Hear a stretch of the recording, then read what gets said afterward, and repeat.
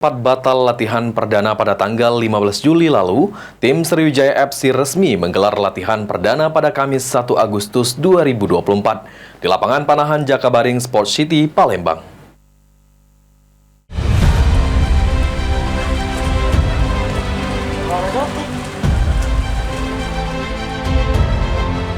Sempat batal latihan perdana pada tanggal 15 Juli lalu, kini tim berjuluk Laskar Wongkito resmi menggelar latihan perdana di lapangan Panahan Jakabaring Sports City Palembang pada Kamis 1 Agustus 2024, yang mana dipimpin langsung oleh Coach Jafri Sastra.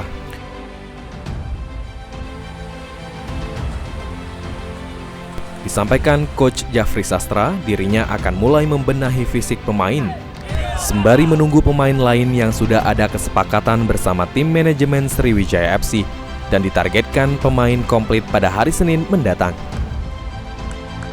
Selain itu, dengan menerima tawaran sebagai pelatih kepala Sriwijaya FC, akan menjadi tantangan bagi Jafri Sastra bersama staf pelatih untuk membenahi tim Sriwijaya FC jelang kompetisi Liga 2 musim 2024-2025 pada bulan September mendatang.